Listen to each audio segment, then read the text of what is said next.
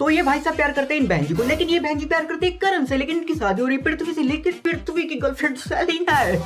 ओ भाई हाँ, तो ऐसे सुविचारों वाले हैं हमारे कुंडली भाग्य। अब तुम एक इंडियन सीरियल से क्या एक्सपेक्ट करते हो? बहुत बड़ी सी ज्वाइंट फैमिली जिसका हर एक मेंबर इतना अमीर होगा कि हगने के बाद टॉयलेट पेपर नहीं नोटों से पोंछता होगा, और इनकी बहुत बड़ी बड़ी फैक्ट्रियां होंगी, कंपनियां होंगी, लेकिन ना ना ना कभी काम धाम पे नहीं जाना, ऐसे घर में पड़े रहना है और नल्लों की तरह सास बहू करना है। और एक बावासीरी स्टोरी विद थोड़ा धूम ताना झूम झूम झूम झूम और भर भर के ओवर एक्टिंग।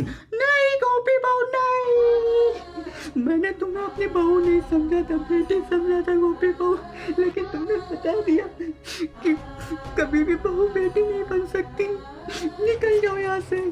और ज्यादा नहीं, यही 1-2 हजार शादियां होंगी, पहले उनकी शादी, फिर उनके बच्चों की शादी, फिर उनके बच्चों के बच्चों की शादी, बच्चों के बच्चों के बच्चों की शादी, फिर नाना नानी की शादी, दादा दादी की शादी, शादी डिवोर्स शादी, फिर लड़ाई झगड़ा हुआ, खो गए मिल गए, फिर तो शादी ओहो शादी। तो ऐसे ही एक सीरियल है भाग्य कुंडली। इस शो में सबसे सही रोल इन आंटी जी का है। इनको कुछ नहीं करना है पूरे शो में, इनको बस 2 काम मिला है, या तो रिएक्शन देना या तो रोना है। कहीं भी रोना ये शुरू हो जाती है, घर हो, हॉस्पिटल हो, शादी का मंडप हो, बस शुरू है। और इस सीरियल की स्टोरी आए हाय हाय वाह वाह वाह, ये रिश्ता क्या कहलाता है वालों, इनसे कुछ सीखो। तुम शादी के बीच में कभी कभी कुछ और भी दिखा देते हो, लेकिन पूरी शादी को लेकर 4 साल कैसे एपिसोड खींचते हैं, इनसे सीखो। तो इस शो की स्टोरी ये है कि इन बहन जी की शादी नहीं हो रही, इन बहन जी की शादी जिससे हो रही है वो इनसे प्यार नहीं करता, नहीं ये उनसे करती, तो इनका बॉयफ्रेंड आके इनकी शादी रोक देता है और इन्हीं बहन जी से खुद शादी करने लगता है। और फिर इस लड़की की गर्लफ्रेंड आके इनकी शादी रोक देती है, और कुछ टाइम बाद फिर से इनकी शादी होती है, तो पुलिस इनको उठाकर लेकर चला जाता है, और फिर पता चलता है ओहो भाई शादी तो ऑलरेडी इसी भाई साहब से हो रखी है, तो खाली एपिसोड खींच रहे हैं। और इस शो के डायलॉग और इन आंटी जी के एक्टिंग को क्या कहना, पता नहीं कि हम यहाँ क्या कर रहे हैं, कहा नहीं।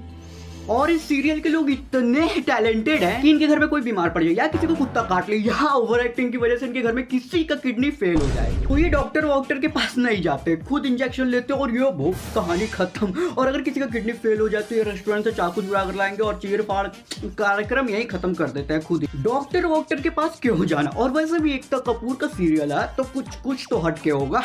अब ऐसा नहीं कि इस शो में सिर्फ शादी है, शादी के अलावा इस शो में है थोड़ा लव, थोड़ा रोमांस। क्या बात कर रही हो? इसका मतलब कबाब से हड्डी निकल चुकी है। इसका मतलब ये भी हुआ कि अब कबाब को कबाब खाने से कोई नहीं रोक सकता।